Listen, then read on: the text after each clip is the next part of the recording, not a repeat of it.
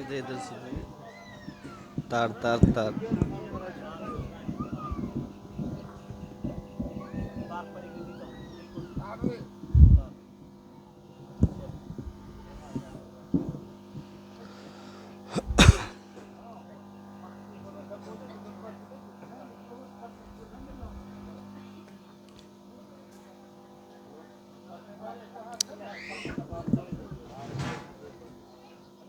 Hello hello आवाज़ दीजिए, थोड़ा ठीक से कीजिएगा।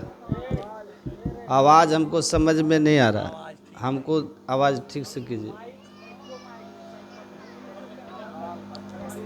वो आवाज़ कर रहा है, उसको बंद कीजिए।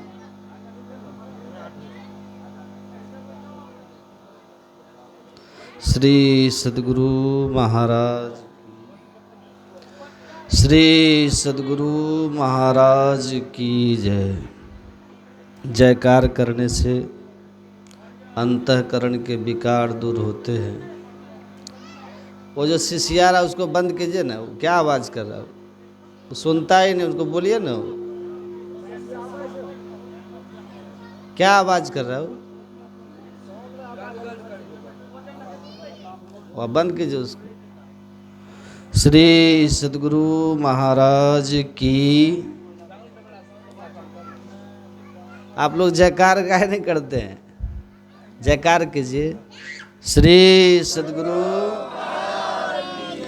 श्री सद्गुरु महाराज की।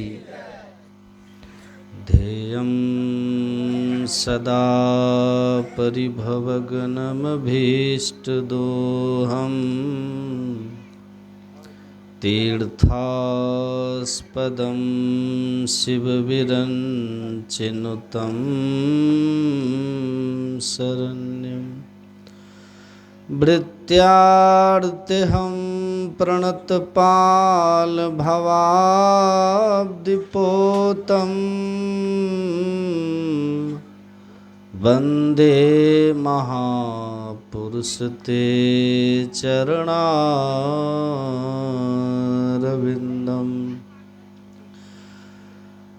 नित्यशुद्धं निराभासं निराकारं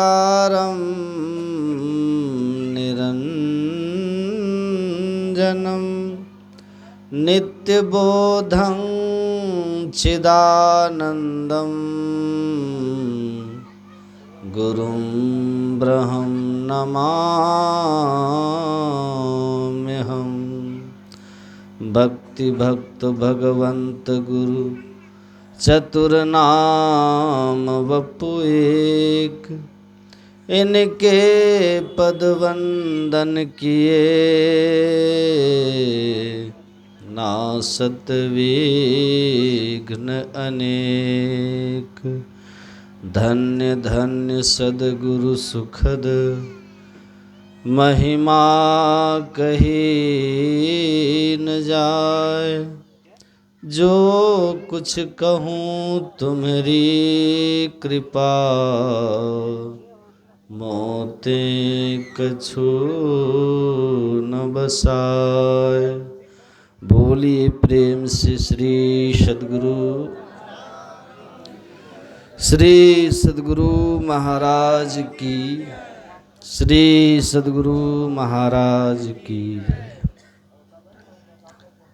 कन कन में विराजमान परमाराध्य सद्गुरु महाराज के युगल पावन श्री चरणों में बारंबार नमन। मंचासीन पूज्य सिकंदर बाबा, उनका क्या नाम, पूज्य रघुनंदन बाबा, वंदनीय साधु समाज के श्री चरणों में नमन। सत्संग स्थल में उपस्थित समादरणीय सत्संग प्रेमी महानुभावों, पूजनीय माताओं एवं भक्तिमती बहनों,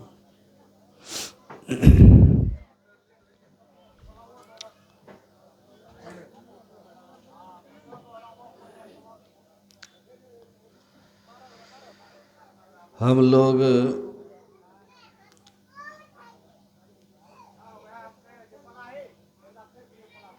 इस बात से अच्छी तरह विदित हैं कि आज का यह सत्संग इस गांव के श्री सियाराम बाबू के भाई स्वर्गीय श्री शंभू शर्मा जी के श्रद्धांजलि के उपलक्ष्य में श्राद्धोपरांत हो रहा है।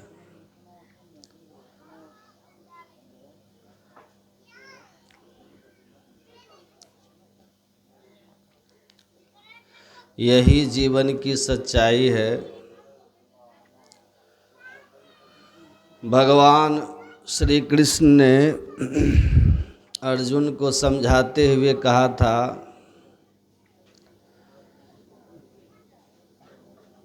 कि जैसे ही किसी का इस संसार में जन्म होता है, उसके जीवन के और सभी बातें अनिश्चित हो, पर उसकी मृत्यु निश्चित होती है।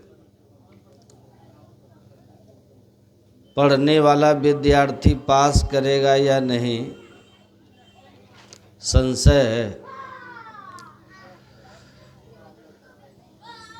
किसान बहुत मेहनत से खेती किया, उसकी उपज उसके घर ठीक ठाक पहुंचेगा कि नहीं, इसमें संशय है। आपके व्यापार में लाभ होगा या नहीं, ये भी संशय है।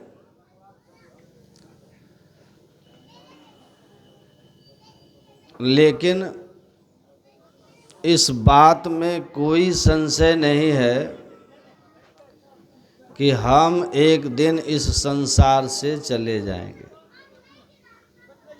जातस्य ही ध्रुवो मृत्यु, जन्म लिया, मृत्यु तय हो गई, आप बच नहीं सकते। साधो ही मुर्दन का गांव, पीर मरे पैगंबर मर गए जिंदा जोगी, राजा मर गए प्रजा मर गए वेद या रोगी। यहाँ राजा भी मरते हैं, प्रजा भी मरते हैं, डॉक्टर भी मरते हैं, केवल रोगी ही नहीं मरता। यह मुर्दन का गांव, आप दुनिया में कहीं भी रहिए, वो गप सब वहाँ जो करते हैं उसको उधर बोल दिए, थोड़ा नहीं करेंगे इधर गप सब, बार बार बोलना नहीं पड़े। बोलिए श्री। आप दुनिया में कहीं रहिए, मकान में रहिए या दुकान में रहिए, शमशान आपको पहुंचना होगा, उससे नहीं बच सकते हम। करोड़ों कोशिश कर लीजिए, आप उससे नहीं बच सकते। दो बातें जीवन में फिक्स हैं, वो मेरे चाहने और न चाहने से कोई फर्क नहीं पड़ता। याद रखिए, मतलब आपका जीवन एक अधूरा उपन्यास है, जिसके उपन्यास का पहला और अंतिम पन्ना पहले से परमात्मा ने एकदम कंप्लीट करके दिया है। हम में से कोई भी व्यक्ति अपने माता पिता का चयन नहीं किए अपनी इच्छा से कि मेरे माँ बाप ये होंगे, हम लोगों ने तय नहीं किया। माता पिता हमें परमात्मा ने दिया है। हमारे खून के सभी रिश्ते हमारे द्वारा तय नहीं हुए, उसमें हमारी कोई भूमिका नहीं। ईश्वर ने उस रिश्ते को हमारे लिए बना के भेजा है, और जिनको भाई बना के भेजा वो भाई है। वो आप मित्र बन के रहो या शत्रु बन के, भाई ही होगा। आप रावण और विभीषण की तरह रहें या राम और भरत की तरह रहें, कहलाएंगे तो भाई ही, क्योंकि वो रिश्ते आपने बनाए नहीं हैं। तो ये जो संसार है इसका पहला पन्ना तय भगवान के द्वारा लिखा हुआ है। आपका बर्थ हुआ, जन्म ले लिया आपने, आदमी बन गए, बड़े भाग मानुष तन पावा, सुने ना। तो और अंतिम पन्ना जो है वो मृत्यु है। इफ बट आप करते रहोगे कि 2 मिनट अगर वो रुक जाता ना तो बच जाता, कुछ नहीं होता। वो रुक ही नहीं सकते थे, वो रुक ही नहीं सकते थे। तो आपका जन्म तय है, मृत्यु भी तय है। अब जो तय है और जो होनी है उसकी कितनी परवाह करनी है। गुरु नानक देव जी महाराज ने कहा, चिंता वाकी कीजिए जो अनहोनी होए, यह मार्ग संसार का नानक थिर नहीं कोय। चिंता उस बात की कीजिए जो अनहोनी है, जो होनी है उसकी क्या चिंता करनी। जो जीवन में सबसे निश्चित बात है वो हमारी मृत्यु है, इसकी कितना चिंता आप कर लीजिएगा। इसीलिए जीवन ईश्वर की कृपा से अनमोल मिला है, मृत्यु भी तय है। लेकिन सबसे बड़ी खूबसूरती ये है इस जीवन का कि हमें हमारे अगले पल का पता नहीं है। समझ रहे हैं बात। अगर मनुष्य को उसकी मृत्यु का पता हो जाए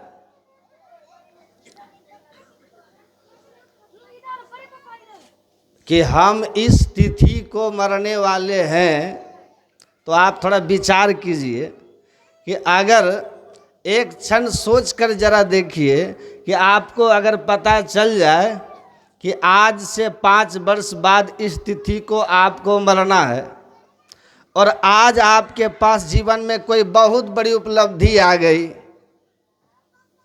5 साल बाद आने वाली मृत्यु आपको अगले क्षण दिखाई देगा, और जीवन में जो भी खुशी के क्षण आए उस क्षण को आप अनुभव नहीं कर पाइएगा। क्यों? कि सामने मौत दिख रही है ना। कबीर साहब के समय की बात है ना, बल्ख बुखारे के नवाब जो थे, वो जो कोई साधु महात्मा मिल जाए तो कहते थे कि तुम आत्मा क्यों बन गया। तो कोई कहे भगवान को पाने के लिए, कोई कुछ। तो कहते थे उनके मंत्री कि ये आदमी जो है ना झूठ बोल रहा है, ये महात्मा सही जवाब नहीं दिया, इसको जेल में बंद करवाइए। ईश्वर भक्ति करना चाहिए तो हम भी जानते हैं, तो हम कहाँ सन्यासी बन गए। मनुष्य शरीर बड़े भाग से मिला है, 84 लाख योनि में भटकने के बाद ही तो हम भी जानते हैं, तो कहाँ सन्यासी बन गए। ये झूठ बोल रहा है, ये गलत बोल रहा है, इसको बंद कीजिए। आप बंद करवा के बल बुखारे सबसे चक्की पिसवाता था। बल बुखारे का जो नवाब था, सारे निकम्मा लोग साधु महात्मा बन जाते हैं, और ये मांग करके, खा करके और आराम से सो करके अपना जीवन गुजार लेते हैं। ये आलसी और निकम्मे लोग महात्मा हैं। इसलिए जेल में इनको बैठा के मत खिलाओ, इनसे चक्की पिसवाओ। गुरु रामानंद जी महाराज ने सुना, कबीर साहब के गुरु, यही बात कहा कि बहुत सारे साधु महात्मा को बंद करके जेल में चक्की चलवा रहा है ये राजा। कहा तुम में से कोई जाके उस नवाब के प्रश्नों का सही सही जवाब दे के आओ। संत कबीर साहब को इसके लिए अनुमति हुई कि आप ही जाइए और जा कर के उस नवाब को समझाइए। संत कबीर साहब चले गए और जाकर जानबूझ करके सुबह सुबह राजा के दरबार के सामने ही घूम रहे, ताकि उसकी नज़र पड़े तो हमको पकड़े। नज़र पड़ी तो तुरंत सिपाही लोग पकड़ के राज दरबार में संत कबीर साहब को हाजिर किया। संत कबीर साहब को पूछिए इस साधु क्यों बना है, फकीर का भेष क्यों बना के आया। मंत्री ने कहा, तो राजा ने पूछा, हाँ जी बताओ तुम क्यों बन गए हो फकीर। तो संत कबीर साहब ने कहा कि मैं मौत को जान गया हूँ, इसीलिए फकीर हो गया हूँ, सन्यासी हो गया हूँ।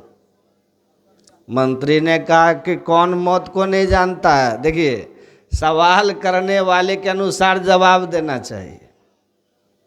सवाल जो करे ना उसके हिसाब से जवाब देना चाहिए। तो संत कबीर साहब है, वो तो महापुरुष संत पहुंचे हुए, कहा हम मृत्यु को जान लिए इसलिए सन्यासी हो गए, इसलिए फकीर है। कहा हम रोज देखते हैं मृत्यु को, रोज मर रहे हैं, मृत्यु देख रहे हैं, कहाँ हम सन्यासी बन रहे हैं। ये आदमी झूठ बोल रहा है, इसको जेल में डालिए। संत कबीर साहब ने कहा कि ठीक है। राजा को कहा कि देखिए आप 2 मिनट हमको टाइम दीजिए, बस हम आपसे इतना ही आग्रह करेंगे कि मृत्यु को जानना अभी तक आपके मंत्री को समझ में नहीं आया है। आप कल दरबार में एक घोषणा कर दीजिए कि आज के 7वें दिन मंत्री जी के किसी गलती के कारण मैं फांसी की सज़ा दे रहा हूँ। फांसी मत दीजिएगा, बस केवल मौत को जानना क्या है इनको बता दीजिए। आप इस बात को जांच लीजिए कि मैं सही कह रहा हूँ कि नहीं कह रहा हूँ। एक बस मेरी बात मान लीजिए, बहुत साधु को बंद किए हैं ना, हमको दुगना दंड दे दीजिएगा। तो उन्होंने कहा, राजा ने ठीक है। दूसरे दिन उन्होंने घोषणा कर दिया कि मंत्री जी ने कुछ बगलिंग की है, घोटाला वगैरह किए हैं, और हमारे राज्य के नियम के अनुसार विश्वासघाती घोटालेबाज मंत्री को फांसी होगी। तो 7 दिन इनको घर में नज़र बंद करके रखा जाए और उसके बाद इनको फांसी दे दिया जाए। 7 दिन तक अब ये तो घर गए, पड़े हुए हैं मंत्री। 7वें दिन के पहले संत कबीर साहब अपने ही उनके घर में पहुंच गए मंत्री जी के। कहा कि मंत्री जी आपको देख रहे हैं कि एकदम दुबले पतले हो गए हैं, मुरझा गए हैं, चेहरे की चमक चली गई, ये क्या बात है, कमजोर पड़ गए हैं। फांसी सुनकर खाते पीते नहीं हैं। कहा क्या खाएंगे, हमको तो सामने मौत नजर आती है, मृत्यु नजर आती है। कहा अच्छा मरना तो है ये है ना, तो कल न मरिएगा। चलिए आपको घोड़े की सवारी का बहुत शौक था ना, आप अपने मनपसंद घोड़े की सवारी कर लीजिए, कल फांसी होगी, आज जी लीजिए आनंद से। कहा जब कल मरना ही है तो आज घोड़ा पे चढ़कर शौक पूरा करके क्या करेंगे। क्या करेंगे, घोड़ा पे चढ़ के शौक पूरा हो जाए उससे हमको क्या मिल जाएगा, फांसी टल जाएगी। कहा आप तो कह रहे थे कि मौत को कौन नहीं जानता है, सब सुख सुविधा आपके साथ है, लेकिन किसी सुविधा का आप लाभ नहीं ले रहे हैं। कहा ठीक है, उस दिन हम बोले तो मौत को ऐसे थोड़े जान रहे थे जैसे आज जान रहे हैं। वो तो सोचते थे कभी होगी, सबकी होती है, अब तो मौत सामने है, तय हो गया ना कि बस 7वां दिन जाना है। तो अब मौत दिख रही है। इस तरह मौत को नहीं देखे थे, आप देख लिए, सब चीज से बैराग हो गया, किसी चीज में आकर्षण नहीं है। अब राजा साथ में ही थे, वो छिप के सुन रहे थे। कबीर साहब ने कहा महाराज आइए, ये कह रहे हैं कि मृत्यु को जिस तरह आज जान रहे हैं उस दिन नहीं जान रहे थे। हम मृत्यु को महापुरुष लोग ऐसे ही अनुभव करते हैं, हर क्षण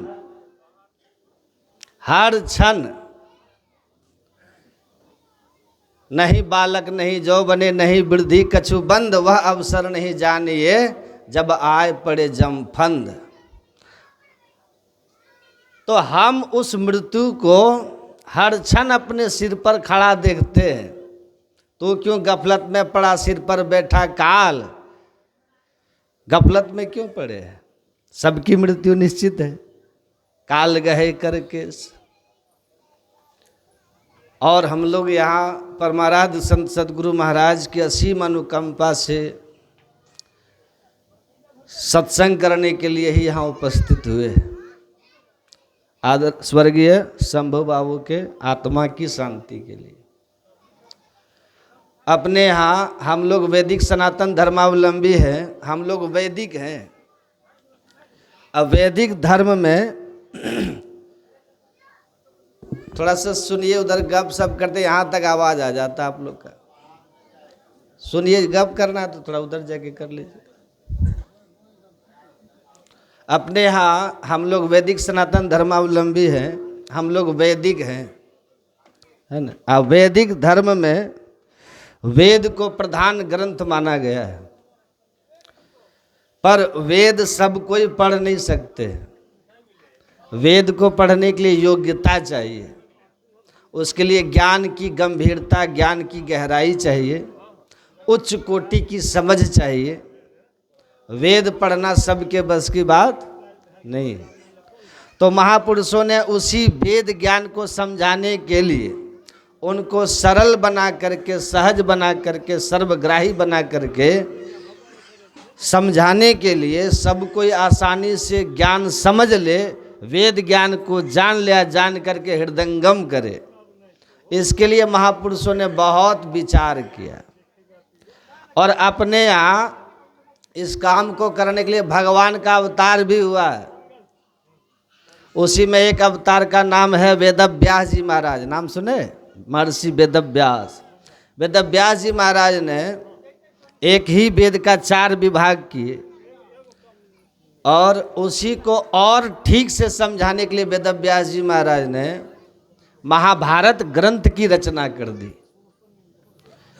और भी खूब बढ़िया से समझाने के लिए और सरल बनाने के लिए वेदव्यास जी ने उसी वेद के भाव को, वेद के ज्ञान को, वेद के संदेश को समझाने के लिए वेदव्यास जी महाराज ने 18 पुराणों की रचना कर दी। आज सब कोई जानते हैं अपने यहाँ 18 पुराण हैं, जिसमें 17 को तो पुराण कहते हैं और एक को महापुराण कहते हैं, जिसको कहते हैं श्रीमद् भागवत महापुराण। उस भागवत महापुराण में वेदव्यास जी महाराज ने इसी वेद ज्ञान को समझाने के लिए तरह तरह से प्रसंग बस उनका विवेचन किया है। आज सब कोई जानते हैं इस भागवत ग्रंथ के जो मुख्य वक्ता हैं वो कौन है? सुखदेव जी महाराज। आज श्रोता कौन है? परीक्षित जी महाराज। तो सुखदेव जी महाराज ने परीक्षित जी से कहा है, अथवा यूँ कह दीजिए कि वेदव्यास जी महाराज ने ऐसा वर्णन किया, लिखा है, इस संसार में 3 चीज़ बहुत दुर्लभ है। बहुत ध्यान से सुनिएगा। दुर्लभ किसको कहते हैं? जिसको पाना बहुत कठिन है, जो बड़ी कठिनाई से मिले, जिसको पाने के लिए थोड़ी मेहनत करना पड़े, परिश्रम करना पड़े, दौड़ भाग करना पड़े, हिम्मत जुटानी पड़े, और तब मिल सके, तब उसका लाभ हो सके, उसी को कहते हैं दुर्लभ, है ना। तो वेदव्यास जी कहते हैं, लिखते हैं, इस संसार में 3 चीज़ बहुत दुर्लभ है, अर्थात इन 3 चीज़ों को पाना बहुत कठिन है। कोई बहुत मेहनत करे, बहुत परिश्रम करे, बहुत पुण्य करे, जिनके भाग्यों का उदय हो जाए, अथवा जिन पर ईश्वर की बड़ी कृपा हो जाए, ये सब संजोग जब जीवन में लगता है, तब व्यक्ति को 3 चीज़ें मिलती हैं। सुनिएगा ध्यान से। वेदव्यास जी कहते हैं, दुर्लभो मानुषो देहो देहिनाम क्षण भंगुरः तत्रापि दुर्लभम मन्ये वैकुंठ प्रिय दर्शनम। वेदव्यास जी कहते हैं, इस संसार में जो सबसे दुर्लभ चीज़ है, जिसका पाना बहुत कठिन है, जो अपने से कोई व्यक्ति पा ही नहीं सकता, अथवा दुनिया का कोई व्यक्ति भी जो आपको नहीं दे सकता, न पुण्य करके पा सकता है, न तो मेहनत करके पा सकता है, किसी के सहयोग से पा सकता है, न तो वो जो सबसे पहली वस्तु है, सबसे प्रधान पदार्थ है, वेद व्यास जी कहते हैं वो है मानव का शरीर। यह अपने से कोई नहीं पा सकता। आप बहुत मेहनत कर लीजिए, बहुत पुण्य कर लीजिए, बहुत दान कर लीजिए, बहुत यज्ञ कर लीजिए, आप सोचिए कि अपने से हम मानव तन को प्राप्त कर लेंगे, ये बड़ा कठिन है। वेद व्यास जी कहते हैं ये मानव का तन पाना बहुत कठिन है। मानव तन पा लिए तो फिर सब सुलभ हो जाता है। मानव के शरीर में है तो सुंदर सुंदर भोजन भी कर लेते हैं, मानव के शरीर में है अच्छा अच्छा कपड़ा भी पहन लेते हैं और अनुकूल कपड़ा पहन लेते हैं। अभी देखिए ठंडी का समय है ना, ठंडी में जैसा वस्त्र हमको चाहिए, जैसा पोशाक हमको चाहिए, जो अभी के वातावरण के अनुकूल है, ऐसा कपड़ा हम पहन लेते हैं कि नहीं। ठंडी लगती है, चादर ओढ़ लेते हैं, कम्बल ओढ़ लेते हैं, स्वेटर टोपी पहन लेते हैं, अग्नि जला के घूरा ताप लेते हैं, धुनी ताप लेते हैं। ठंडी का समय है, मानव का तन आपको मिल गया, ये सब व्यवस्था आप कर सकते हैं। लेकिन और में ये सब व्यवस्था है, कुत्ता ऐसा कर सकता है, गाय ऐसा कर सकती है, अन्य कोई जीव ऐसा नहीं कर सकता। ये मानव तन में सब तरह की व्यवस्था अनुकूलता है। मानव ही बढ़िया से बढ़िया भवन बना करके, सुंदर महल बना करके तब उसमें रहते, रहने का सुख लेते। मनुष्य ही एक से एक भोजन बना करके उसका स्वाद लेते, रसास्वादन करते। गाय के लिए, भैंस के लिए तो बस निश्चित वो हरी घास ही सब दिन खाएगा, वो बस कुट्टी भूसा ही खाती है, खाते रहेंगे। लेकिन मनुष्य को देखिए, कभी खीर खाता है तो कभी पूड़ी खाता है, कभी तरह तरह का मिष्ठान्न खाता है, मेवा खाता है, 56 प्रकार के व्यंजन भोग मनुष्य तो लगाता है। ये सब व्यवस्था है। इसलिए वेद व्यास जी कहते हैं मानव का तन जो अभी मिला हुआ है, जहाँ सब तरह की अनुकूलता है, व्यवस्था है, ये अपने से कोई नहीं पा सकता। मनुष्य बने तभी तो आप नेता भी बन जाते हैं, पहले मनुष्य बने तभी तो आप मास्टर साहब भी बन जाते हैं, पहले मनुष्य बने तभी तो आप डॉक्टर साहब भी बन जाते हैं, आप किसान बन जाते हैं, खेतीहर बन जाते हैं। आप पहले मनुष्य बने तभी तो आप बिजनेसमैन, व्यापारी भी बन जाते हैं। तो सबकी जड़ तो मानव का तन है। गाय ऐसा नहीं करती, भैंस ऐसा नहीं कर सकती, जो जंगलों का राजा शेर है वो भी ऐसा नहीं कर सकता। इसलिए वेद व्यास जी कहते हैं ये मानव का तन पाना बड़ा दुर्लभ है। और आप ये मत सोचिए कि आप शरीर हैं, ये मानव का शरीर हम लोग को मिला है। हम लोग कहने का मतलब हम लोग जीव हैं, जीवात्मा हैं। शरीर अलग है, हम लोग अलग हैं। शरीर है जड़, हम लोग हैं चेतन। शरीर है मर, हम हैं अमर। इसकी तो मृत्यु होती है, इसका तो जन्म होता रहता है शरीर का। इस शरीर में कभी बाल्यावस्था आती है, बच्चे देखते हैं, बच्चे होते हैं ना, फिर वही बड़ा होता है, इसमें यौवन आता है, युवावस्था आती है, फिर यही वृद्ध होकर के बुढ़ापा इसको घेर लेता है। ये तो बदलते रहता है, पर इसके भीतर आप और हम हैं जीवात्मा। इसी जीवात्मा को ये मानव का तन मिलना बड़ा कठिन है। गधा का शरीर मिलना, क्या कर रहे हो माता जी, क्या कर रही है? सुनती भी नहीं है, सुनने भी नहीं देती। क्या जिसको जरूरत है चले जाइए ना। क्या बोल रही है? अरे वो माता बहन जी क्या कह रही है? क्या कह रहे हैं आप?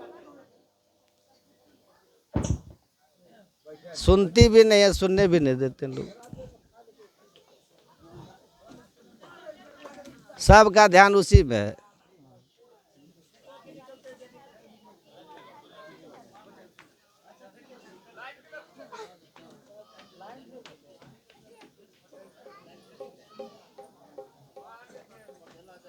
हो गया। सत्संग व्यवस्था करने नहीं आता आप लोग। अब एक आदमी अगर 10 आदमी उठा के लेके चली गई, हो गया। अब और उठा के लेके जाएगा, देखिएगा धीरे धीरे धीरे धीरे सबको ले जाएगा उधर।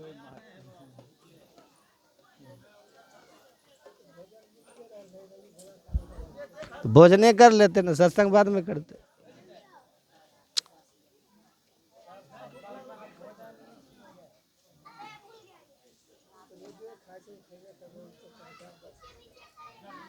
साउंड लगी थी तो काम करती है ना?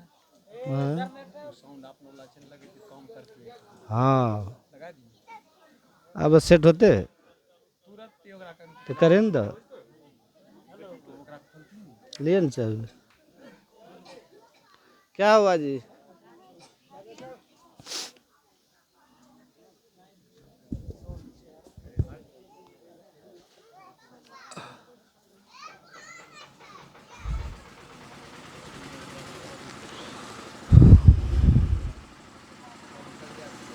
बोलिए श्री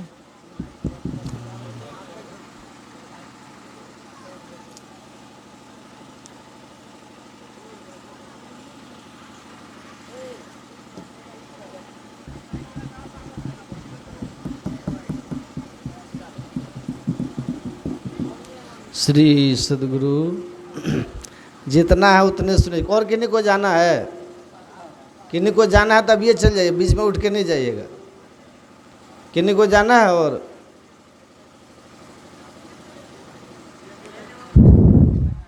श्री सदगुरु क्या कर रहे थे? शरीर है मर, हम हैं अमर, है ना। इसकी मृत्यु जन्म होते रहता है। इस शरीर में कभी बाल्यावस्था आती है, बच्चे देखते हैं, बच्चे होते हैं ना, फिर वही बड़ा होता है, उसमें यौवन आता है, युवावस्था आती है, फिर यही वृद्ध होकर के बुढ़ापा इसको घेर लेता है। ये तो बदलते रहता है शरीर, पर इसके भीतर आप और हम हैं जीवात्मा। इसी जीवात्मा को ये मानव का तन मिलना बहुत कठिन है। गधा का शरीर मिलना, घोड़ा का शरीर मिलना, गाय का मिलना, बैल का मिलना, कीड़ा मकोड़ा बनना, पेड़ पौधे बन जाना, लता बिटप बन जाना, पशु पक्षी बन जाना, जलचर बन जाना, थलचर बन जाना, नभचर जो आकाश में चलने वाले, वो सब बन जाना बड़ा आसान है। ये सब तो व्यक्ति कर्म करके पा सकता है, लेकिन ये मानव का तन पाना बहुत कठिन है। इसलिए वेदव्यास जी कहते दुर्लभो मानुषो देहो, ये मानव का तन पाना बड़ा कठिन है। रामायण में तुलसीदास जी क्या कह रहे हैं? भगवान राम, बड़े भाग मानुष तन पावा सुर दुर्लभ। ये किसको मिलता है? जिस पर ईश्वर की कृपा हो, बस उसी को केवल ये मिलता है। ईश्वर कृपा के बिना कोई सोचे हम मनुष्य शरीर पालें, कोई जीव की कामना हो, मानव तन चाहते तो सब कोई है। काकभूषुंडी जी महाराज कहते हैं रामायण में ही, काकभूषुंडी जी महाराज कहते हैं जीव चराचर जांचत जे ही। जितने चलने वाले जीव हैं और जितने नहीं चलने वाले जीव हैं, सभी चाहता है कि मानव का शरीर हमको मिले, सब चाहता है, लेकिन पाना बड़ा कठिन है। और आपको आश्चर्य लगेगा, देवी देवता भी चाहता है कि मानव का तन मिले, सुर दुर्लभ। ये वचन किसी आम व्यक्ति का नहीं, राम भगवान का वचन है। राम भगवान कहते हैं सुर दुर्लभ। ये मानव का तन देवताओं को भी पाना बड़ा कठिन है, पर चाहते वो भी है, सबको नहीं मिलता। जिन पर ईश्वर की बड़ी कृपा होती है वो करुणा करते हैं, दया की दृष्टि से जब ईश्वर किसी को देखते हैं तब ये मानव का तन मिलता, नहीं तो पाना बहुत कठिन है। मान लीजिए ईश्वर की कृपा हो गई, मानव का तन आपको मिल गया, इसको सब दिन रख पाइएगा? रख पाएंगे सब दिन इसको? आप कितनों बॉडीगार्ड रख लीजिए, आप कितनी ही बड़ी भयंकर हार्ड सिक्योरिटी में चलिए, गार्ड रख करके चलिए, चलते हैं लोग आजकल गार्ड लेके चलते हैं। आप कितनी भी व्यवस्था लेके चलिए, पर इसको सब दिन रख पाइएगा? इसको रख नहीं पाएंगे आप। तो पहला तो दुर्लभ ये है कि मानव का तन मिले, यही सबसे बड़ा दुर्लभ है। और यदि मानव का तन ईश्वर कृपा से मिल भी गया तो इसको अपने इच्छा अनुसार, अपने मनोनुकूल आप चाहिए कि हम सब दिन रखें तो रख पाइएगा? नहीं रख पाएंगे। आप कितना भी परिश्रम कर लीजिए, कितना भी अकल लगा लीजिए, कितनी भी बुद्धि लगा लीजिए, कितना भी दिमाग खपा लीजिए, कुछ भी कर लीजिए, इस मानव तन को सब दिन आप रख नहीं पाएंगे। एक व्यक्ति ने कहा कि बाबा हम बूढ़ा कभी नहीं होंगे। कहा क्यों आप बूढ़ा कभी नहीं होंगे? कहा हम च्यवनप्राश खाते हैं। तो च्यवनप्राश खाने से सब दिन जवान रहिएगा। च्यवनप्राश जिस ऋषि के नाम पे बना है ना, च्यवन ऋषि के नाम पर बना है ना ये, और अश्वनी कुमार ने उनको बना के दिया था। वो च्यवन ऋषि भी बूढ़ा होकर के मर के संसार से चले गए। तो च्यवनप्राश खाने वाले सब दिन जवान रह पाएंगे? कब शरीर छूटेगा, कब बूढ़ा हो जाएंगे, कब ये छूटेगा, कोई अता पता नहीं है। ये भी मत सोचिए कि बूढ़ा होकर के ही हम मरेंगे, ऐसा भी निश्चित है नहीं। बालक नहीं यौवने, नहीं वृद्धि कछु बंध, वह अवसर नहीं जानिए जब आए पड़े जम फंद। जम का फंदा कब आएगा है कि नहीं को जानकारी? अब हम भी उठ के जाते हैं, सब उठ के जा रहे थे, हम यहाँ क्या करेंगे?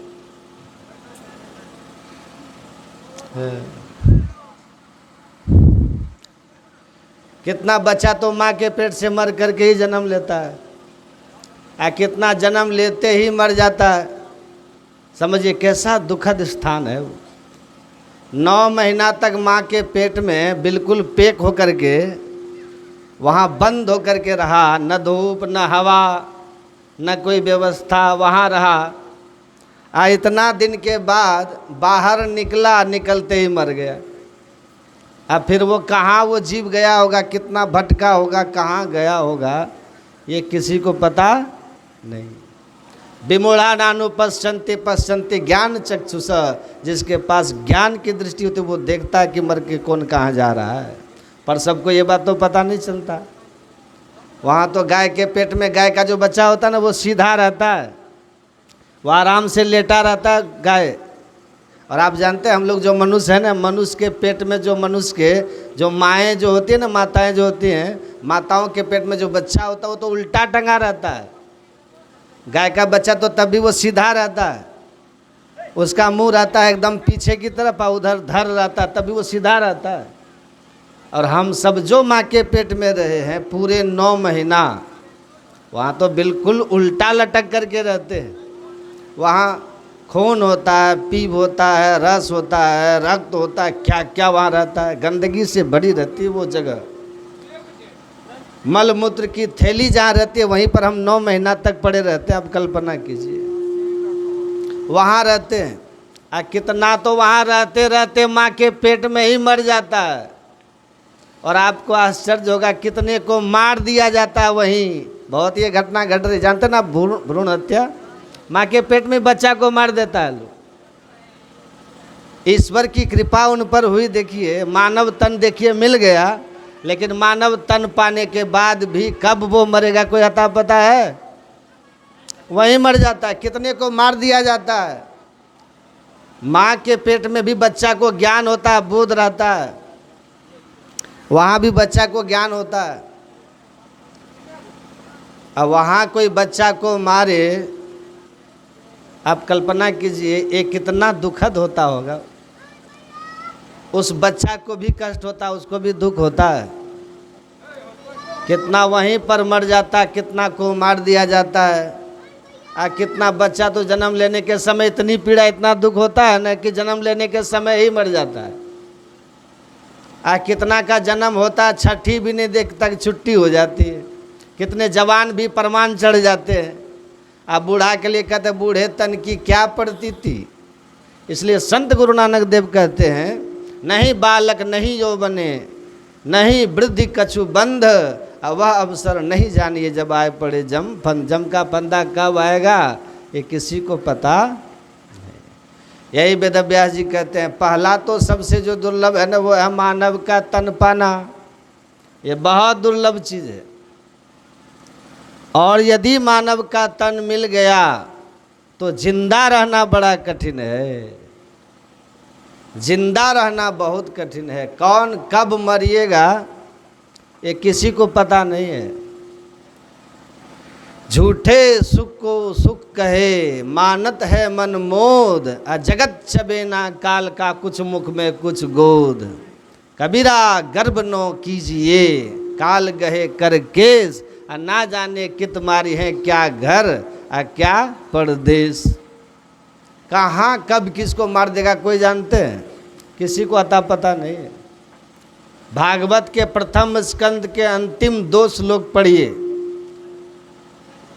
परीक्षित जी ने प्रश्न किया है, अथः प्रक्षामि संसिद्धिम योगी नाम परमम गुरुम पुरुषस्य है यत कार्य म्रियमानस्य सर्वथा। हे योगियों के परम गुरु, परीक्षित जी पूछ रहे हैं किनसे? सुखदेव जी से। हे योगियों के परम गुरु, हे महायोगी, मैं आपसे प्रश्न करता हूँ, आप कृपा करके बताइए, म्रियमानस्य सर्वथा, जो मनुष्य मरणासन्न है, जो मृत्यु की शैया पे पड़ा हुआ है, वो क्या करे? सुन रहे साहब, जो मनुष्य मृत्यु की शैया पे पड़ा हुआ है, उसका कर्तव्य क्या है, ये कृपा करके बतलाइए। सुन रहे हैं आप लोग कि नहीं? पीछे वाला सुन रहे हैं? आप लोग सुन रहे हैं? हाँ, आगे आ जाइए, आगे आगे आगे बढ़ जाइए, बीच में खाली कर दिए, आगे बढ़िए।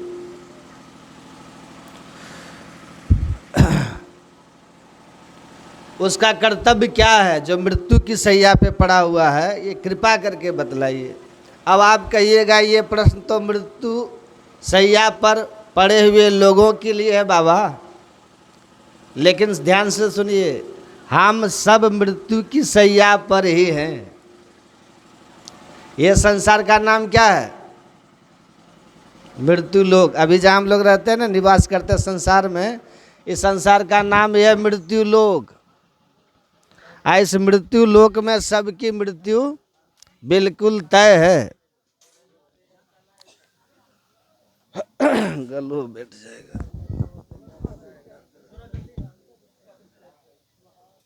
इतना इतना माइक साउंड है, फिर भी जोर जोर से बोलना पड़ता है, आवाज।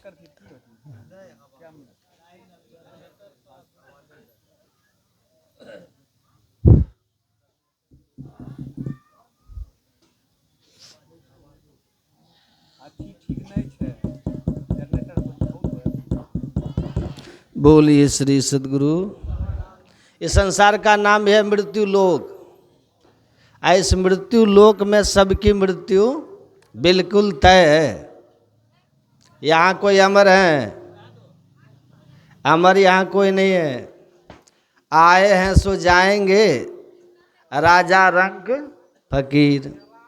इसका नाम है मृत्यु लोक। छोड़ दीजिए, आप आंगुली मत चलाइए, रहने दीजिए जैसे रहने।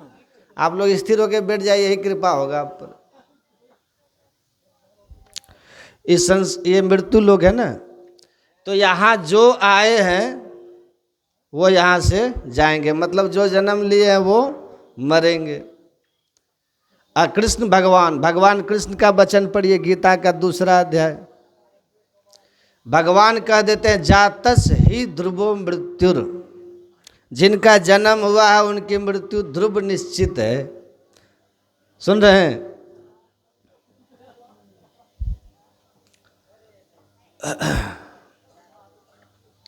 क्या कर रहे थे?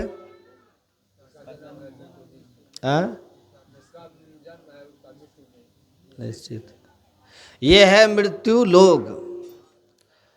अब भगवान श्री कृष्ण कहते हैं, यहाँ जिसका जन्म हुआ है उसकी मृत्यु सुनिश्चित है। जातस ही ध्रुवो मृत्युर, यहाँ जो जन्म लिया उसकी मृत्यु निश्चित होगी।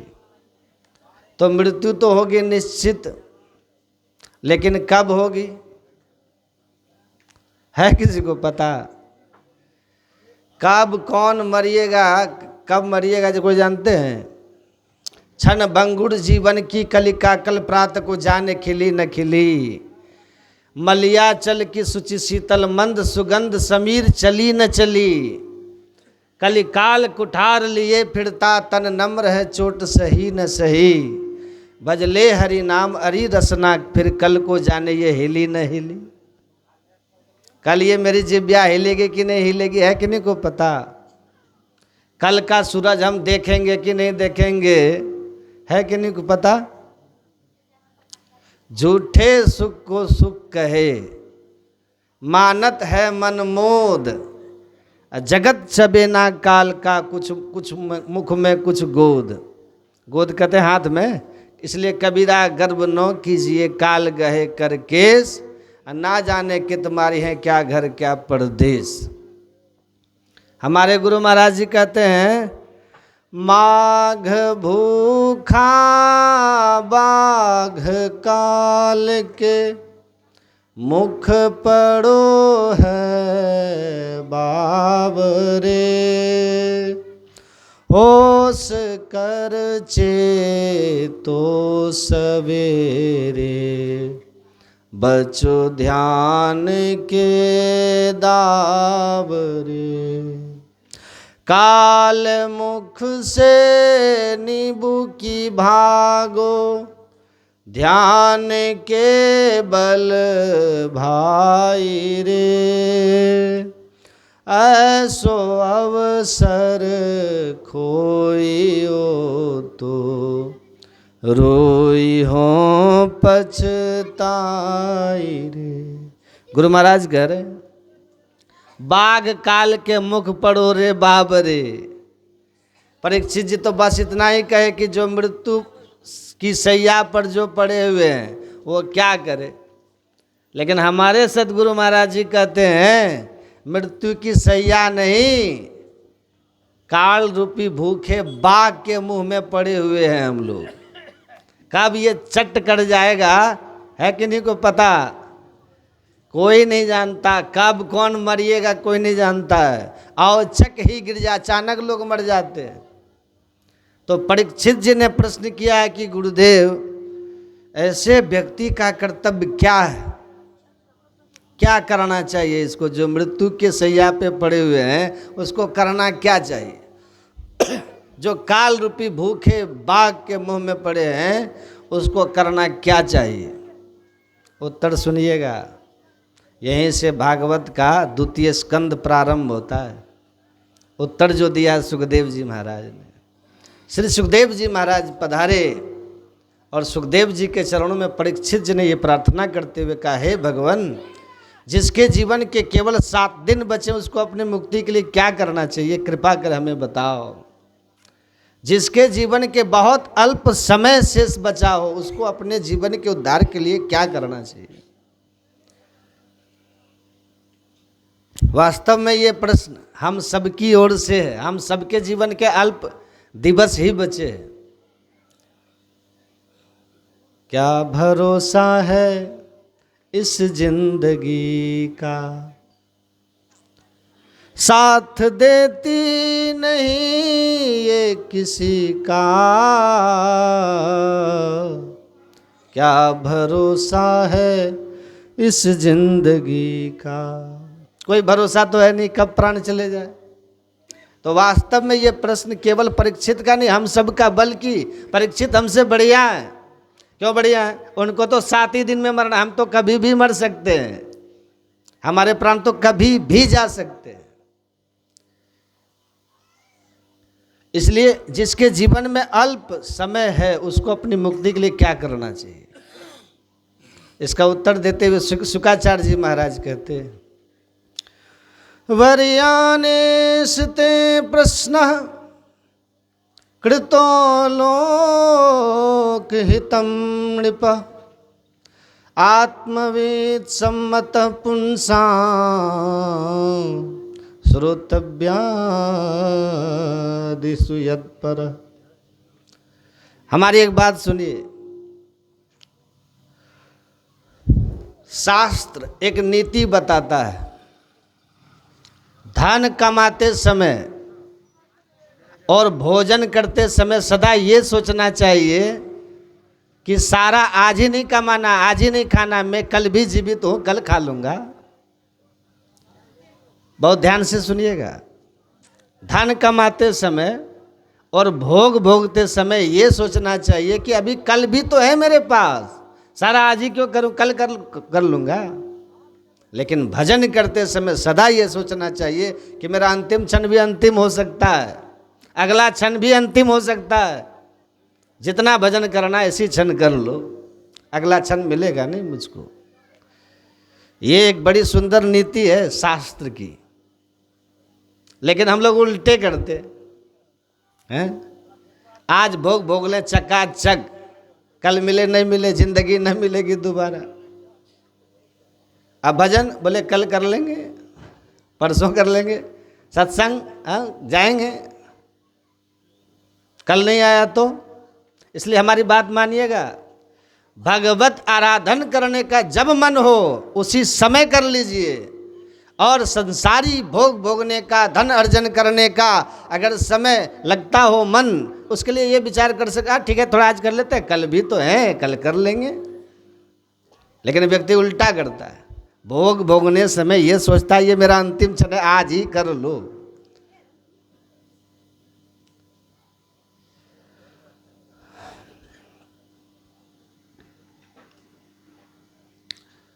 एक बहुत अच्छा गीत आया था, बहुत पुराना गीत, आप लोग सुने होंगे। उस गीत के शब्दावली लगभग सबको पता होगा, लेकिन उस गीत के प्रथम शब्द को मैं थोड़ा परिवर्तन कर दूं तो वो गीत और सुंदर हो जाएगा। नहीं नहीं मत बजाइए, सुना दें, मन में आ रहा सुना देते हैं। गुरु नाम जप ले कि फिर हंसी रात हो न हो, शायद फिर इस जन्म में मुलाकात हो न हो।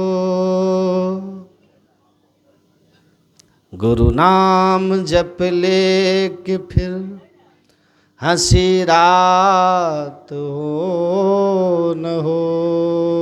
आज ही जप लीजिए, कल के भरोसे मत रहिएगा। कल जपेंगे, कल नहीं हुआ तो, कल का दिन नहीं आया तो फिर क्या करोगे। इसलिए अगर आप भक्ति पथिक हैं तो इस सूत्र को अपनाइए कि भोग भोगने का समय आया हो, बहुत अधिक मात्रा में धन अर्जन करने का समय आया हो तो उसको कल पे टाला जा सकता है। लेकिन सत्संग करने की योजना बन रही हो, भजन करने की योजना बन रही हो, तब क्या करें। उस समय तो इतने घबरा जाइए, क्या अगला घंटा मेरा अंतिम हो सकता है, इसी घंटे करना है मुझे जो करना है।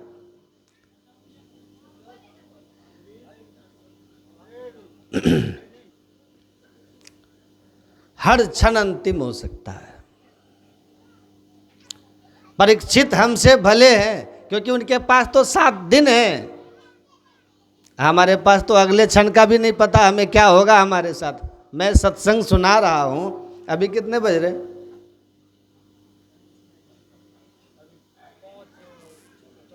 5:14 हो रहा है। 5:15 तक मैं सत्संग कह पाऊंगा इसकी गारंटी मेरी नहीं है। 5:20 तक मैं जीवित रहूंगा या आज आरती में कर पाऊंगा इसको मैं दावे से नहीं कह सकता, क्योंकि हम सबका हर क्षण अंतिम है। परीक्षित जी तो इस बात से प्रसन्न बैठे थे। जब परीक्षित से किसी ने कहा तुमको चिंता नहीं होती, 7वें दिन मरने का श्राप लगा, तो परीक्षित क्या बोले, बोले चिंता तो उनको होनी चाहिए जिनको श्राप नहीं लगा, वो कभी भी मर सकते हैं, पर मैं तो दावे से कह सकता हूँ कि 7वें दिन से ब्रह्मा भी मेरे प्राण नहीं ले सकते, क्योंकि एक संत ने मुझे 7 दिन में मरने का श्राप दिया है। 7वें दिन से पहले अगर भगवान भी चाहे तीसरे दिन कि चलो परीक्षित, तो मैं कह दूंगा ब्रह्म वाक्यम जनार्दनम, संत की वाणी है 7वें दिन मरूंगा, उससे पहले आप भी नहीं ले जा सकते मुझे। हम कह सकते हैं नहीं, हमारा तो हर क्षण अंतिम है। लेकिन एक बात बोले आपको, हर क्षण को अंतिम मानना, अगर ऐसे कोई जीवन जीने लग जाए और क्यों, एक बात बोले, हम बस मान लेते हैं कि हमारा अगला क्षण भी अंतिम हो सकता है। मानिए मत, उसको बिल्कुल इम्प्लीमेंट कर लीजिए कि मैं बस प्राण निकलने ही वाले हैं, जैसे गिरते समय भयभीत हो जाते हो, या गाड़ी चल रही है सामने से ट्रक आती है हम भयभीत हो जाते हैं, या जोर से बिजली कड़कने पर हम भयभीत हो जाते हैं, ऐसा मृत्यु के प्रति भय अगर आ जाए और ये भावना आ जाए कि मैं कभी भी प्राण सकता हूँ त्याग, तो हम अपने जीवन में बहुत सुंदर बन जाएंगे। कैसे? हमारे महाराष्ट्र के संत हुए श्री तुकाराम जी महाराज, संत तुकाराम, बहुत सुंदर कथा, मुझे बहुत अच्छी लगी, बहुत ध्यान से सुनिएगा। तुकाराम जी के पास एक बालक गया, एक युवा गया, और उस युवा ने जाकर के कहा, हे गुरुवर, मैं आपसे एक बात जानना चाहता हूं। बोले क्या? आपकी जो पत्नी है ना, वो बड़े विपरीत स्वभाव वाली है, वो आपको डांट भी देती हैं, आपके ऊपर चिल्ला भी देती हैं कभी कभी। अभी 2-3 दिन पहले हमने एक घटना सुनी थी, वहाँ पे तुकाराम जी से वो बालक कह रहा है कि उन्होंने एक गन्ना भी मारा था आपको, जिसके 2 टुकड़े हो गए थे। संत तुकाराम जी बोले हाँ, अभी तक निशान भी है। आपकी इतनी विपरीत पत्नी है, फिर भी आप इतने प्रसन्न कैसे रहते हो? मैं आपसे ये केवल जानना चाहता हूं कि विपरीत परिस्थिति, विपरीत वातावरण, विपरीत परिवार, विपरीत पत्नी, विपरीत बच्चे, विपरीत मित्र, विपरीत माहौल जब हो जाता है तो उसमें प्रसन्न कैसे रहा जाता है? आप कैसे प्रसन्न रह लेते हो? आपको देख करके लगता है कि आपको जीवन में कोई चिंता है ही नहीं। क्यों? तो तुकाराम जी महाराज ने मन में सोचा कि मैं इसको ज्ञान उपदेश करूंगा तो इसके सिर के ऊपर से बात चली जाएगी, एक प्रैक्टिकल कराता हूं इसको। तो संत तुकाराम जी बोले, तू मेरी बात बाद में सोचना, मुझे तेरे बारे में एक नई बात पता चली है। तो बालक बोला क्या? बोले इधर आ। वो बालक थोड़ा पास आया, उसके बाल ऊपर करके उसके माथे की रेखा देख करके तुकाराम जी बोले, तेरे जीवन के तो बस 7 ही दिन बचे हैं बच्चा, बेटा तू मेरे प्रसन्नता की बाद में पूछना, तेरे जीवन के केवल 7 दिन बचे, 7 दिन बाद तेरी मृत्यु हो जाएगी। बालक बोला, महाराज ये कैसी बात कर दी आपने, मैं तो आपसे चिंता का समाधान करने आया, आपने तो मुझे और चिंता में डाल दिया। बेटा अब नहीं बताता तो मुझे बुरा लगता ना, अब तू देख ले तेरे को क्या करना है, 7 ही दिन बचे हैं तेरे। वो बालक तुरंत दौड़ करके गया। अब वो किसी को बता करके चिंतित करना नहीं चाहता था, घर में माता पिता किसी को नहीं बताया, लेकिन वो बालक इतना व्यवस्थित जीने लगा। अब उसको पता है कि मेरे 7 दिन है, तो जितनी नींद होनी चाहिए उतना ही सोता है, जितना भोजन होना चाहिए उतना ही खाता है।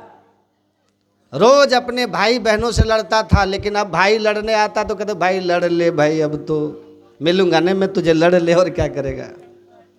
बहन कुछ बात पे नाराज हो जाती तो बिल्कुल बहन मैं तुझसे क्षमा मांग लेता हूँ, तू नाराज मत हो मुझसे, कल को नहीं मिला तो फिर तू रोएगी।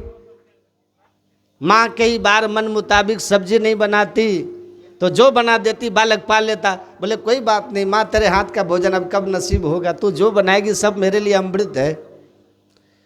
पिता किसी बात पे पीट देते, बोले पिताजी आपकी पिटाई याद आएगी मुझको, मार लीजिए जितना चाहो। 7वां दिन जैसे ही आया, सुबह जल्दी जल्दी उठ गया, नदी में स्नान किया, माँ को प्रणाम, पिता को प्रणाम, भाई को प्रणाम, बहन को प्रणाम, पूरे घर परिवार को प्रणाम करके सीधा तुकाराम जी के पास आके बैठ गया। बिल्कुल शुद्ध उसके जैसे। कई लोग जो हैं बहुत, जब व्यक्ति बहुत ज़्यादा निर्मुक्त मतलब निश्चिंत हो जाता है ना, उसके लहजे बदल जाते हैं बोलने के, उसके चलने का लहजा बदल जाता है, उसकी हेयर स्टाइल बदल जाती है, कपड़े पहनने का तरीका बदल जाता है। लेकिन थोड़ा चिंतित व्यक्ति होता है, उसको देखोगे आप सीधा बैठेगा, नीची नज़र रखेगा, बाल भी डिसेंट रखेगा, भोजन जो दे दोगे पा लेगा। ऐसा ही वो हो गया था। तो जब तुकाराम जी के सामने गया तो तुकाराम जी से बोला, महाराज आज 7वां दिन है, मेरे प्राण जाने वाले हैं। तुकाराम जी बोले अच्छा, तुम्हारी बहन ने लड़ाई की तुमसे 7 दिन में? बोले हाँ लड़ तो रही थी वो। तुमने लड़ाई की? बोले नहीं मैंने नहीं लड़ाई की। भाई ने लड़ाई की? तो हाँ वो उसने मारा, मैंने सह लिया। माँ ने तुम्हारी मन मुताबिक सब्जी बनाई कि नहीं बनाई? बोले नहीं, वो तो कुछ भी बना रही थी, पर मुझे सभी अच्छे लग रहे थे। मैंने सोचा 7 दिन बचे हैं, क्यों रो धो करके नाटक करके कुछ कहूँ, जो बनाती मैं पा लेता था।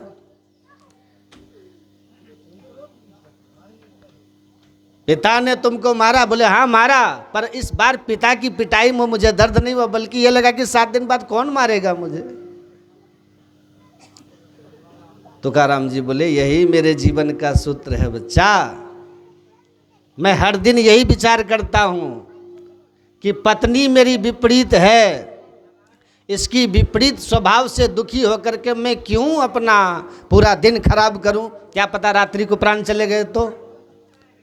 रात्रि में बच्चे विपरीत व्यवहार करते हैं तो मैं उस पर भी चिंतित नहीं होता, मन में सोचता हूं कि क्यों अपना चिंतन बिगाड़ूं एक इससे लड़ करके। कल मेरा अंतिम दिन हुआ तो मैं हर दिन को अपना अंतिम मानता हूं, और जीवन में आने वाली हर परिस्थिति को, चाहे अच्छी हो चाहे बुरी हो, सबको हंस करके स्वीकार करता हूं। क्या पता कौन सा समय अंतिम हो जाए। बालक चरणों में गिर गया, बोले जय हो। इसीलिए आप तुकाराम जी है, क्योंकि आप मेरे प्रश्न का उत्तर सीधे सीधे ना दे करके मुझे समझा के देना चाह रहे हैं। तुकाराम जी बोले बस यही मेरे जीवन का सूत्र है, हर क्षण को मैं अंतिम मानता हूँ, इसलिए उस क्षण को लड़ के झगड़ के परेशान होकर चिंता करके व्यर्थ नहीं करता। जय जय राम कृष्ण हरि, जय जय राम कृष्ण हरि। हर क्षण अपने हरि को याद करता हूँ, राम कृष्ण को याद करता हूँ। बालक चरणों में गिर गया, प्रसन्न हो गया। थोड़ी देर बाद बोले ये तो बता दीजिए कि आज प्राण जाएंगे कि नहीं मेरे? तुकाराम जी बोले बेटा कभी भी जा सकते हैं, ये बात सदैव चिंता में रखो, चिंतन में रखो।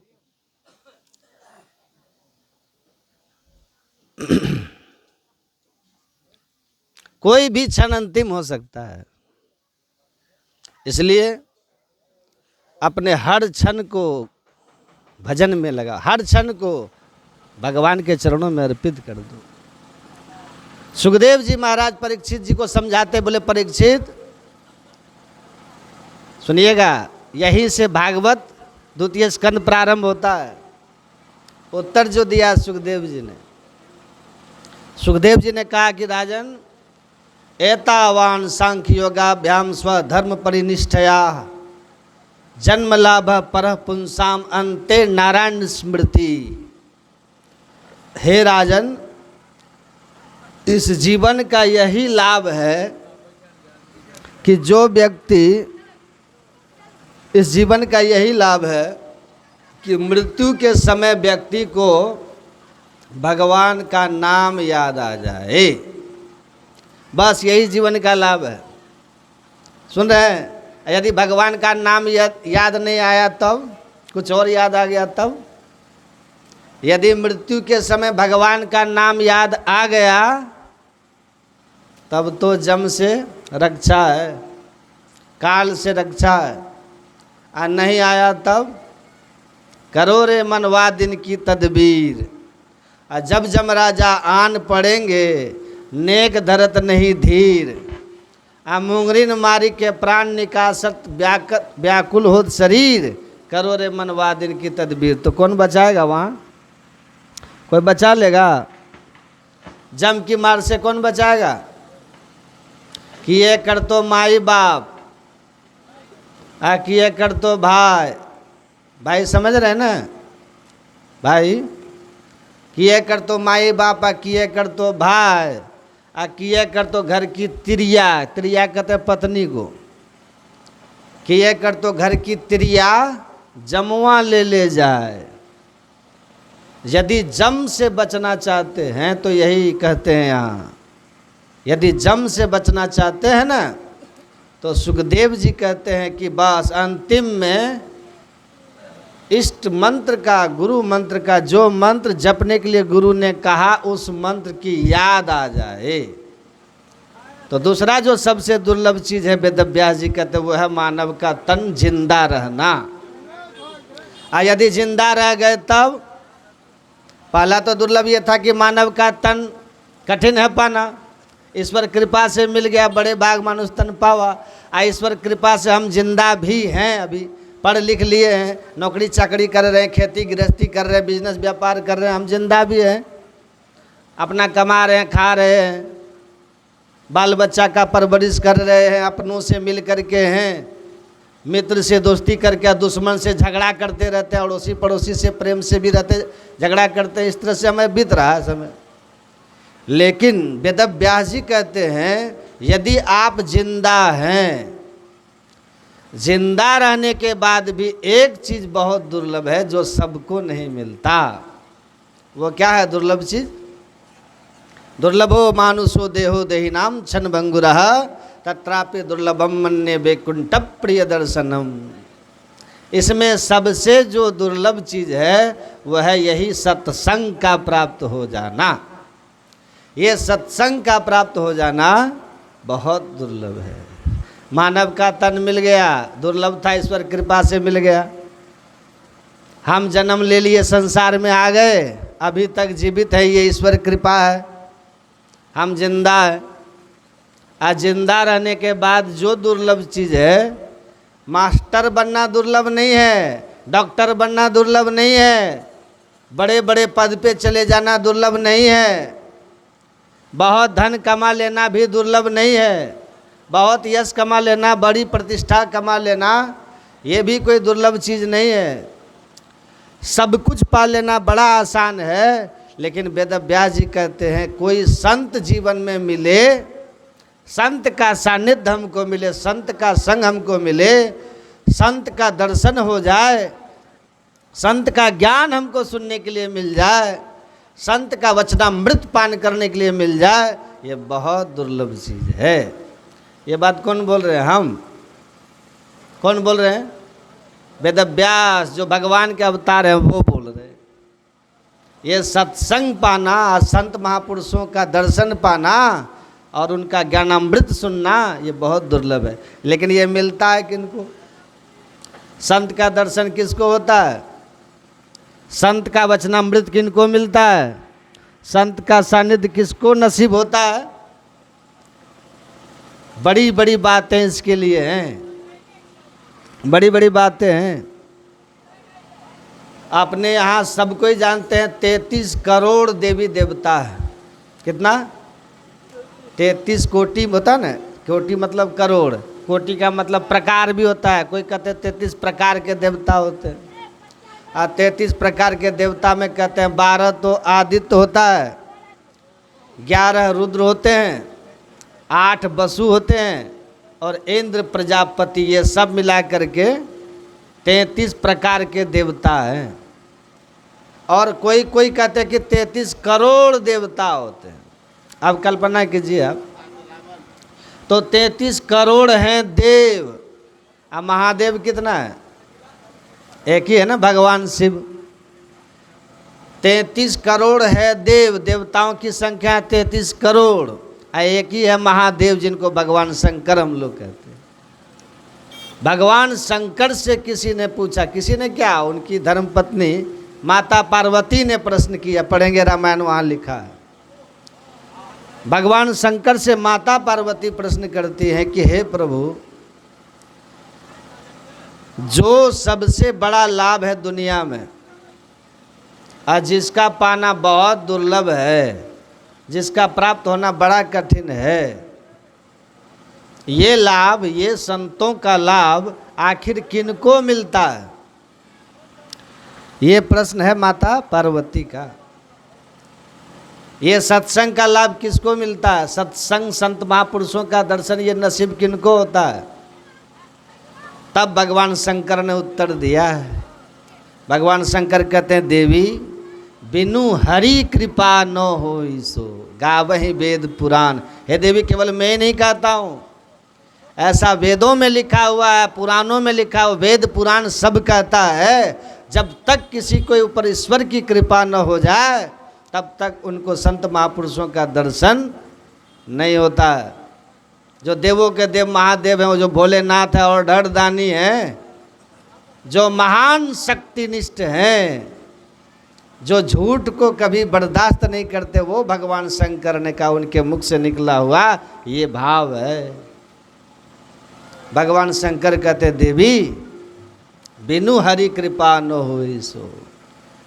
गावहीं वेद पुराण, जब तक किसी के ऊपर ईश्वर की कृपा न हो जाए तब तक ये बहुत कठिन है, नहीं मिलता। यहाँ जो सब आप लोग आकर के बैठे हैं ऐसे ही बैठे हैं, यहाँ इतने लोग हैं क्या?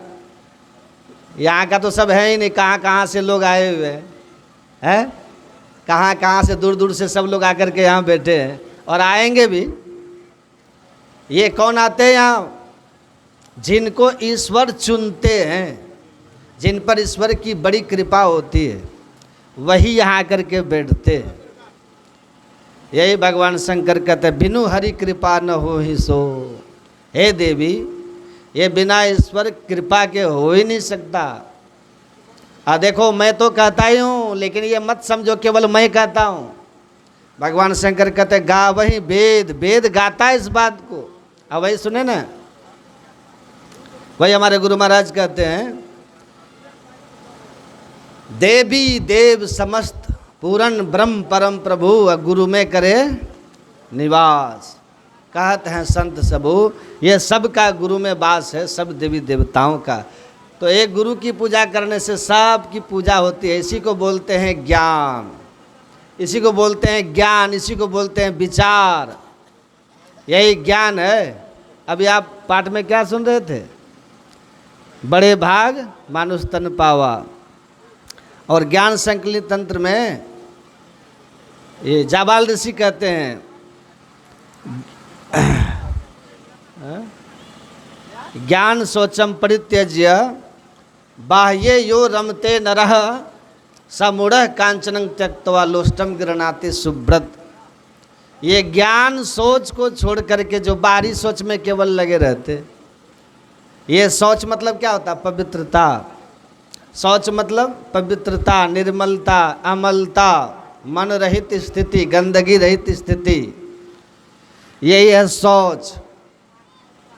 तो ये शौच कौन सा शौच है? ये एक शौच, एक पवित्रता तो हम बाहर में करते हैं ना, बाहर में स्नान करते हैं, उससे हम पवित्र हो जाते हैं, फिर साबुन लगाते हैं और तरह तरह का सब कुछ लगा करके, कभी मिट्टी से मिट्टी लगा करके हम पवित्र होते हैं, कभी साबुन लगा के पवित्र होते हैं, पानी से पवित्र होते हैं। ये सभी पवित्रता है, लेकिन इनसे, इस माध्यम से हमारा मन शुद्ध होगा कभी? मन पवित्र होगा कभी? जिसका मन शुद्ध नहीं हो, जिसका मन पवित्र नहीं हो, उसको ज्ञान कभी होता है? पवित्र मन में, निर्मल मन में, शुद्ध मन में ज्ञान उत्पन्न होता है। निर्मल मन में ज्ञान प्रकट होता है, शुद्ध मन में ज्ञान प्रकट होता है। यदि मन गंदा है, तन कितना भी शुद्ध है, तो फिर ज्ञान आपको नहीं होगा। भले कितना ही साफ कपड़ा पहन लीजिए, कितना भी श्वेत कपड़ा पहन लीजिए, कितना भी तेल लगा करके, साबुन लगा करके नहा धो लीजिए, भीतर से यदि मन गंदा है तो फिर ज्ञान नहीं होगा। इसलिए मन की शुद्धि आती है ज्ञान के आधार पर। मन की शुद्धि आती है ज्ञान से, सत्संग से। इसलिए ऋषि कहते ज्ञान शौचम परित्यज्य। ये ज्ञान पवित्रता को लोग छोड़ देते हैं। ज्ञान से कैसे शुद्धि आती है? ज्ञान से पवित्रता कैसे आती है? आप चले जाइए गंगा जी नहाने के लिए, हम देखते हैं ना लोग गंगा स्नान भी करते हैं, वहाँ खैनी भी खाते हैं। जो गंगा भी नहाते हैं वहाँ बीड़ी भी पीते हैं। गंगा नहाने वाले वहाँ देखिएगा आप अपना किनारे, गंगा किनारे घर बना के रहते हैं। और जो दूर दूर से लोग जाते हैं ना नहाने के लिए, गंगा जी आते हैं ना, कोई मुंबई से आ रहा है, तो कोई कलकत्ता से आ रहा है, तो कोई चेन्नई से आ रहा है, वहाँ हम लोग देखते रहते हैं। हरिद्वार में दूर दूर से लोग जाते हैं स्नान करने के लिए, और आ करके अपना अपना सब सामान रखते हैं गंगा के किनारे। कपड़ा उतार के रख देते हैं, अटैची रख देते हैं, उसके पैसे उसमें होते हैं, चेन होते हैं, बहुत कुछ रहता है। अब वो जाते उधर नहाने के लिए, और वही जो रहने वाले हैं, जो गंगा किनारे घर बना के सब दिन रहने वाले लोग होते हैं वहाँ, वो उधर जाता नहाने, इधर वो उसका सब सामान लेके 9, 2, 11 भाग जाता है, और आता रात दिन वहीं गंगा जी का पानी भी पीता है, गंगा जी में स्नान भी करता है, उसी के आव हवा में रहता भी है। लेकिन देखिए इसका ये दुर्गुण छूटता है, वो दुर्गुण उसका छूटता है। न चोरी छूटती है, न नशा छूटती है, कोई दुर्गुण उसका छूटता ही नहीं है। तो ये बाहर की जो पवित्रता, शरीर की पवित्रता है, लेकिन भगवान किसको मिलते हैं, किसकी शुद्धि चाहिए? तो भगवान खुद कहते हैं, निर्मल मन जन सो मोहि पावा, मोहि कपट छल छिद्र नो भावा। भगवान कहते हैं जिसका मन निर्मल होता है, जिसका मन शुद्ध होता है, जिसके मन में कोई छल न हो, कोई कपट न हो, छिद्रान्वेषण की भावना न हो, जो किसी का दोष न देखे, अपने दोष को जो दूर करने में लगे रहे, ऐसा जो निश्चल व्यक्ति होता है, निष्कपट व्यक्ति होता है, ऐसा जो पवित्र मन वाला व्यक्ति होता है, वो भगवान को अच्छा लगते। और सुनिए दूसरी बात, जिसका मन शुद्ध होता है, जिसका मन पवित्र होता है ना, उसके पास में होता है मनोबल। एक होता है तन बल, और एक होता है मनोबल, और एक होता है आत्मबल।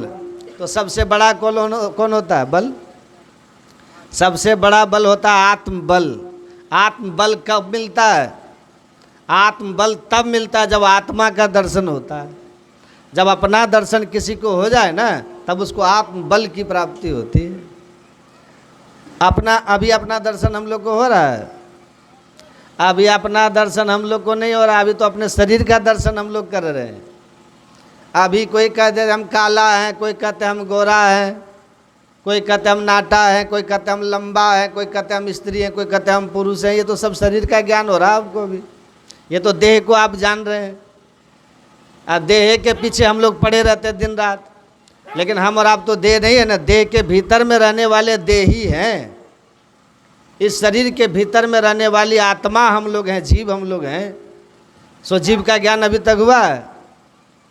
हम कैसे अभी तक पता ही नहीं चला है, पता नहीं चला है अभी तक। बहुत कुछ जान लिए, बहुत पढ़े लिखे, बहुत कुछ किए, पढ़े 6 शास्त्र 18 पुराण पढ़े, वेद उपवेद आदि अंत को जाना है, गीता रामायण श्रुति स्मृति पढ़े, सांख्य योग न्याय आदि दर्शन भी जाना है। जाना है बनाना छंद सोरठा चौपाई को, जाना है राग ध्रुव पद भैरवी का गाना है। इतना जो जाना खाक धूड़ छाना है, जाना वही जो आत्म निज पहचाना है। अपनी आत्मा की पहचान, अपनी पहचान जो कर ले, उसी को मिलता आत्मबल। और आत्मबल सबसे बड़ा बल होता है। आत्मबल जिसके पास होता है, वो चाहे तो पूरी धरती को हिला सकता है। आत्मबल जिसके पास हो, चाहे तो तारा तोड़ के नीचे ला सकता है। आत्मबल जिसके पास होता है, चाहे तो समुद्र को पी सकता है चुल्लू में लेकर। आत्मबल जिसको हो ना, वो हिमालय पर्वत को अपने तलहटी में उठा सकता है। आत्मबल सबसे बड़ा बल होता है। वो चाहे तो सृष्टि को बसा सकते हैं, वो चाहे तो सृष्टि को बिगाड़ सकते हैं।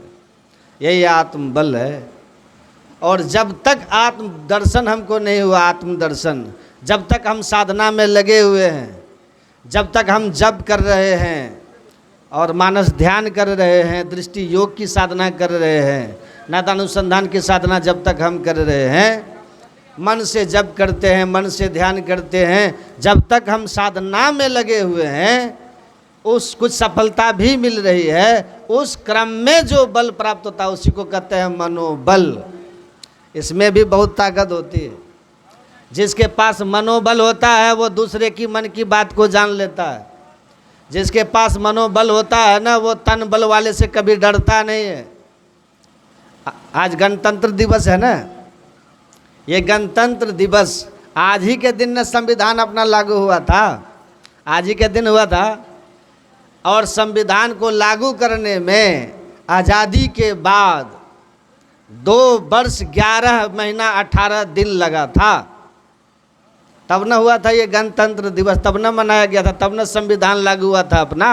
अंग्रेजों का संविधान पहले चलता था, उनका रूल रेगुलेशन चलता था पहले देश में, पर उसको हटा करके सबको यहाँ से निकाल करके अपने देश का सब कुछ लागू किया गया। ये किसने किया था? आप जानते ना कौन किया था? ये कोई पहलवान आके किया था? दारा सिंह आके किया था क्या? कौन किया था ये काम? सबसे मेन हाथ किनका था? हाँ, देश आज़ाद हुआ किनकी अगुवाई में? राष्ट्रपिता महात्मा गांधी। महात्मा गांधी की अगुवाई में हुआ था। अब महात्मा गांधी कैसे थे? बहुत पहलवान थे। वो तो बेचारे 1.5 हड्डी के दुबले पतले थे। एक ही धोती को आधा पहन के आधा को गला में वो लपेट लेते थे। लेकिन उनको मनोबल इतना था, उनको आत्मबल इतना था कि उनके सामने कोई अहिंसा का आंदोलन चलाए थे, वो अहिंसा का आंदोलन। और उनके साथ देने वाले बहुत अपने देश में हुए, बड़े बड़े लोग हुए। सुभाष चंद्र बोस हुए, चंद्रशेखर आज़ाद हुए, वीर भगत सिंह हुए, बड़े बड़े हुए।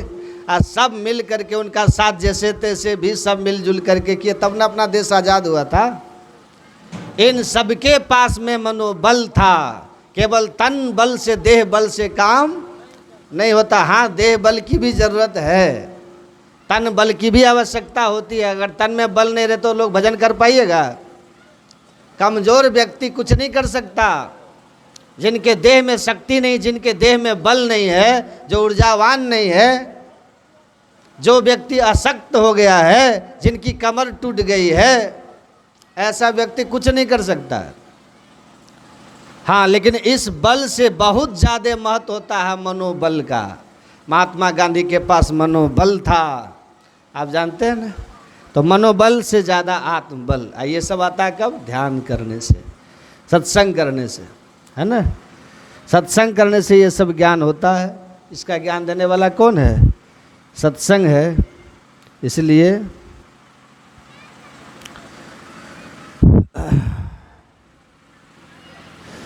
अब ज़्यादा कुछ नहीं कहेंगे, समय अधिक हो गया है।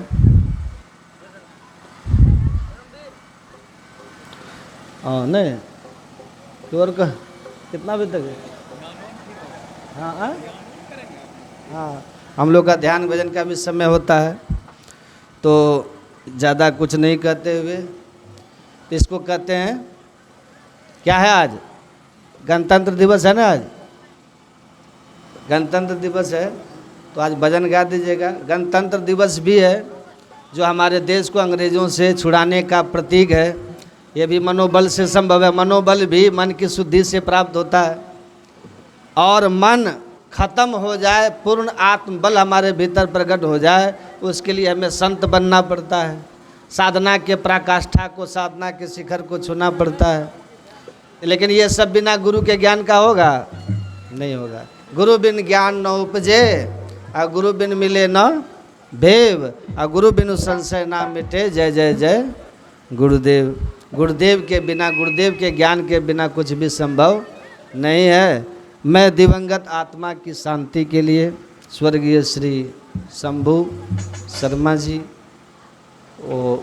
उनके लिए मैं गुरु महाराज से प्रार्थना करता हूँ कि उनकी आत्मा जहाँ भी हो, गुरु महाराज अपनी शरणागति में उनको रखें, उनका कल्याण करें, और उनके परिवार को इस दुख की घड़ी में उनको सहने की शक्ति प्रदान करें। यही मैं प्रार्थना, दुआ प्रार्थना करता हूँ। और आप सब जो सत्संग में पधारे, आप सबों के लिए भी मेरी शुभकामना, मंगल कामना। बोलिए श्री सद्गुरु महाराज की।